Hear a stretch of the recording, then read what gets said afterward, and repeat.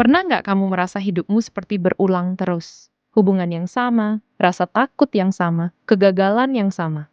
Seolah dunia selalu melawanmu. Tapi bagaimana kalau sebenarnya bukan dunia yang menghancurkan hidupmu, melainkan narasi di dalam kepalamu sendiri? Seorang ahli bedah saraf dari Stanford mengatakan bahwa manifestasi bukan sihir, bukan hukum tarik-menarik, dan bukan omong kosong motivasi internet. Semua itu ternyata berkaitan dengan neuroscience, cara kerja otak manusia membentuk realitas hidupnya sendiri. Dan yang lebih mengerikan, banyak dari kita tanpa sadar sudah memprogram diri untuk gagal sejak kecil. Jadi pertanyaannya, apakah hidupmu benar-benar pilihanmu sendiri? Shadows dance in silence blue. Memories of me and you. Empty rooms where whispers lay. They echo tears that fade away.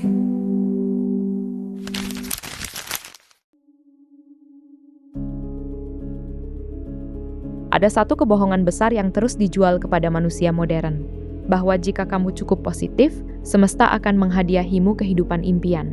Bahwa cukup membayangkan mobil mewah, uang banyak, pasangan ideal, lalu semuanya akan datang dengan sendirinya.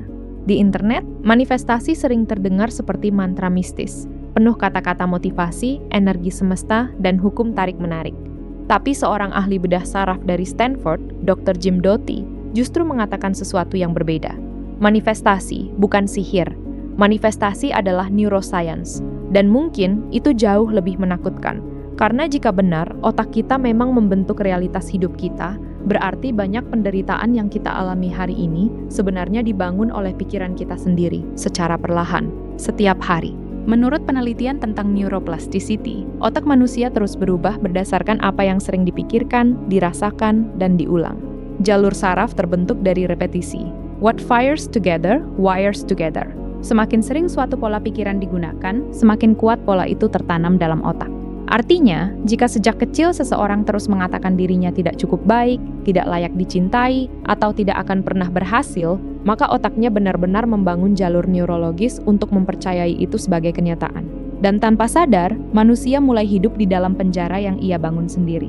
Dr. Doty menggambarkannya seperti seseorang yang setiap hari meletakkan satu batu bata melalui negative self-talk.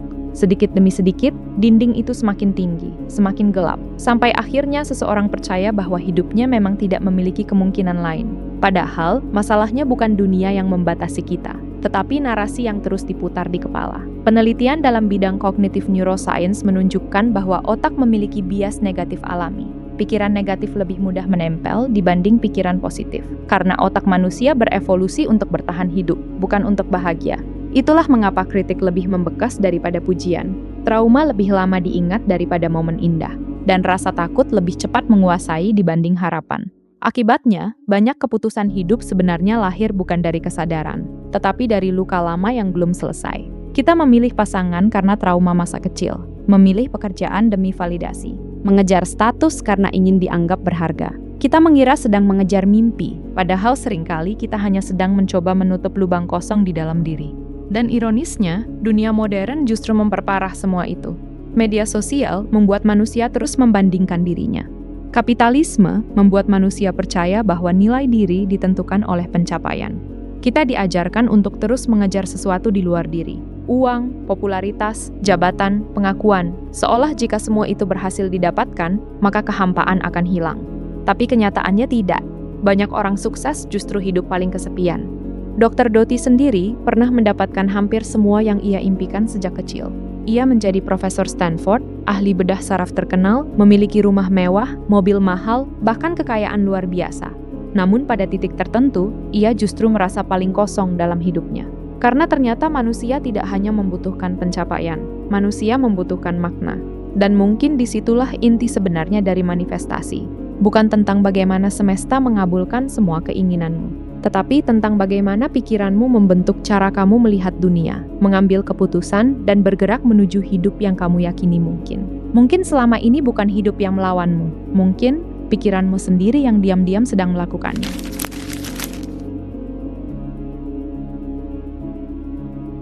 Ketika Dr. Jim Doty masih kecil, rumahnya terasa seperti medan perang. Ayahnya seorang pecandu alkohol, ibunya mengalami stroke, depresi kronis, bahkan pernah mencoba bunuh diri.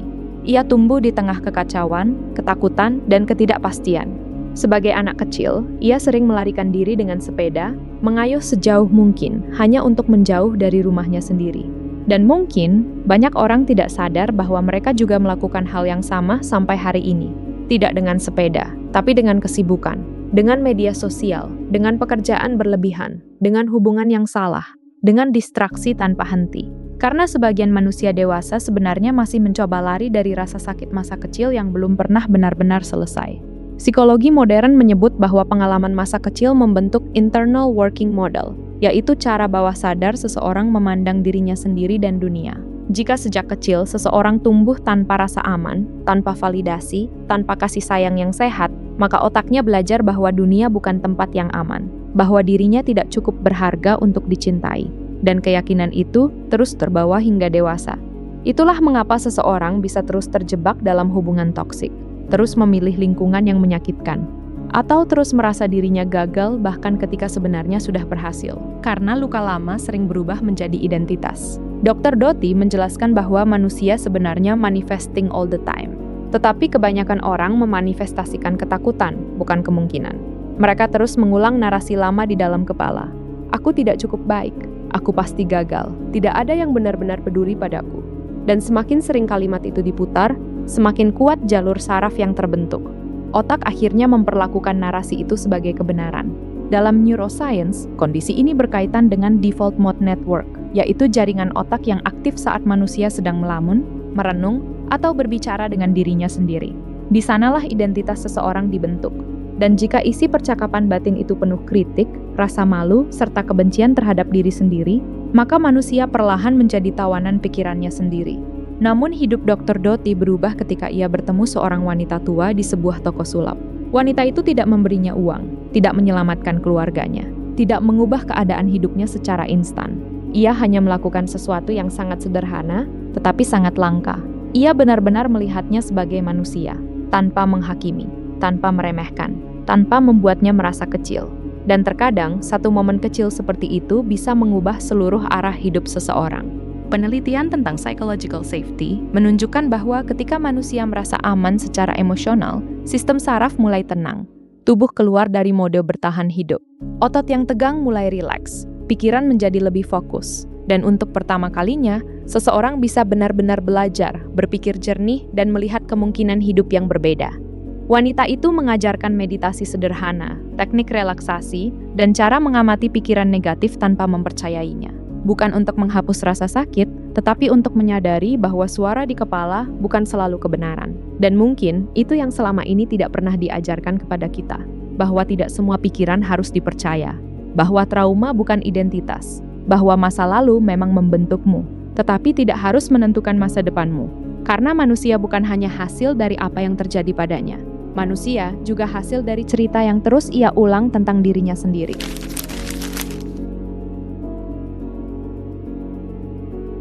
Sebagian besar manusia hidup dalam keadaan tegang tanpa menyadarinya.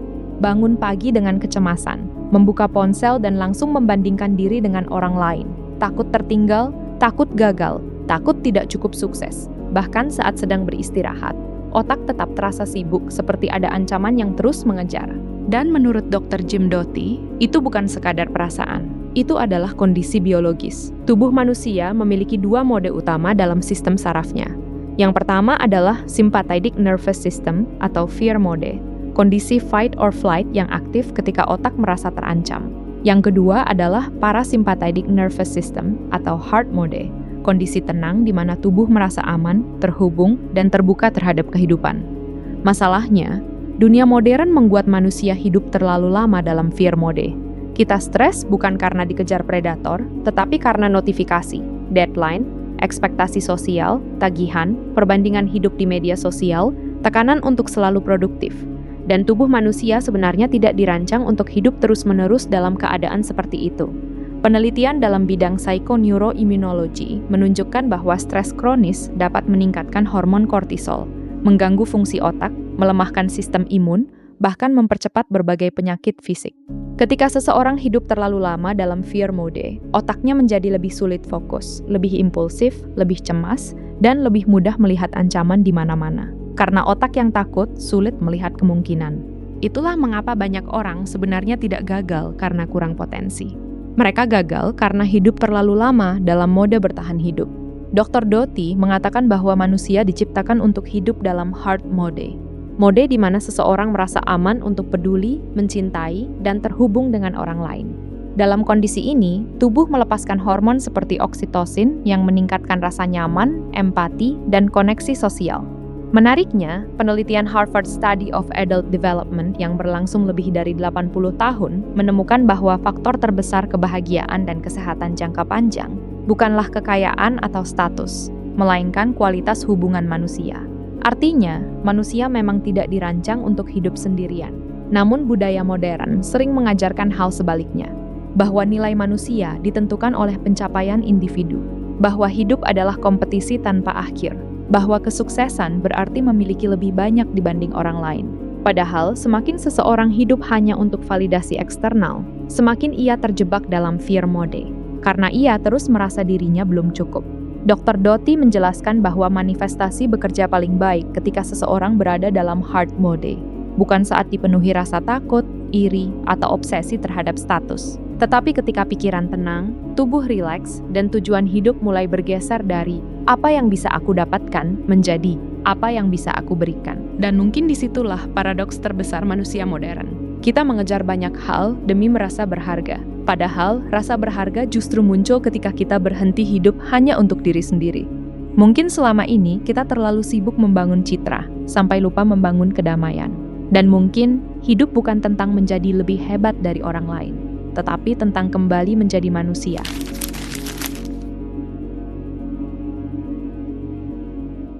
Mungkin bagian paling mengerikan dari hidup manusia adalah ini. Otak tidak terlalu peduli apakah sebuah cerita itu benar atau salah. Jika suatu pikiran diulang terus-menerus, otak akan mulai menganggapnya sebagai kenyataan. Dan itulah alasan mengapa banyak manusia tanpa sadar terus mengulang hidup yang sama. Orang yang selalu merasa dirinya tidak layak dicintai akan terus tertarik pada hubungan yang menyakitkan. Orang yang percaya dirinya pasti gagal akan terus menemukan alasan untuk menyerah. Bukan karena takdir sedang melawannya, tetapi karena otaknya sudah diprogram untuk mencari bukti dari keyakinan itu. Dalam neuroscience, repetisi menciptakan jalur saraf. Semakin sering suatu pikiran digunakan, semakin otomatis otak menjalankannya. Itulah mengapa kebiasaan buruk sulit diubah, dan itulah mengapa negative self-talk terasa begitu nyata. Tetapi kabar baiknya, jika otak bisa diprogram oleh ketakutan, maka otak juga bisa diprogram ulang oleh kesadaran. Dr. Jim Doty menjelaskan bahwa manifestasi sebenarnya adalah proses menanamkan sebuah niat ke dalam alam bawah sadar hingga otak mulai memprioritaskan hal tersebut dalam kehidupan sehari-hari. Bukan dengan sihir, bukan dengan energi mistis, tetapi melalui cara kerja perhatian, fokus, dan kebiasaan neurologis. Manusia menerima jutaan informasi setiap detik melalui indera mereka, tetapi otak sadar hanya mampu memproses sebagian kecil saja. Karena itu, otak membutuhkan sistem untuk menentukan mana yang penting dan mana yang harus diabaikan. Dan disinilah kekuatan perhatian bekerja. Ketika seseorang terus memikirkan sesuatu, menuliskannya, membayangkannya, serta mengulangnya secara emosional, otak mulai memberi label, ini penting. Proses ini disebut salience. Begitu sesuatu dianggap penting, otak mulai mencarinya di dunia nyata. Mirip seperti ketika kamu tiba-tiba ingin membeli motor tertentu, lalu mendadak kamu melihat motor itu di mana-mana. Bukan karena motor itu baru muncul, tetapi karena otakmu akhirnya memperhatikannya. Hal yang sama terjadi pada hidup. Jika setiap hari seseorang mengulang bahwa dirinya tidak mampu, maka otak akan terus mencari bukti kegagalan. Tetapi jika seseorang mulai membangun narasi baru tentang dirinya, otak perlahan menciptakan jalur kemungkinan yang berbeda. Dr. Doty menjelaskan teknik sederhana yang sebenarnya sangat kuat secara neurologis. Menulis tujuan dengan tangan, membacanya dalam hati, mengucapkannya keras-keras, membayangkannya dengan detail emosional, dan mengulanginya terus-menerus. Semua proses itu melibatkan banyak area sensorik sekaligus. Sentuhan, suara, visualisasi, emosi, dan fokus. Semakin banyak sistem otak yang terlibat, semakin kuat pesan itu tertanam dalam alam bawah sadar. Tetapi ada satu hal penting yang sering disalahpahami manusia tentang manifestasi. Manifestasi bukan tentang memaksa dunia memenuhi ego kita. Karena banyak orang berkata mereka ingin sukses, padahal sebenarnya mereka hanya ingin diakui. Mereka berkata ingin kaya, padahal sebenarnya ingin merasa berharga. Mereka mengejar barang mewah bukan untuk menikmati hidup, tetapi untuk membuktikan bahwa mereka pantas dihormati. Dan menurut Dr. Doty, disitulah banyak orang justru tersesat. Karena manusia sering bingung antara apa yang mereka inginkan dan apa yang sebenarnya mereka butuhkan. Ketika tujuan hidup hanya berpusat pada validasi eksternal, rasa puas tidak akan pernah bertahan lama. Selalu ada gunung berikutnya untuk didaki. Selalu ada pencapaian baru yang harus dibuktikan. Dan pada akhirnya, manusia tetap merasa kosong. Tetapi ketika seseorang mulai hidup dengan tujuan yang lebih dalam, membantu, melayani, menciptakan makna, otak bekerja dengan cara yang berbeda. Tubuh menjadi lebih tenang, pikiran lebih fokus, dan hidup terasa memiliki arah. Mungkin itulah alasan mengapa sebagian orang memiliki segalanya, tetapi tetap merasa hampa. Karena yang mereka bangun hanyalah citra, bukan makna. Terima kasih sudah menonton sampai akhir. Tulis pendapat kamu di kolom komentar, lalu jangan lupa like, subscribe, dan nyalakan lonceng notifikasinya supaya kamu tidak ketinggalan video berikutnya.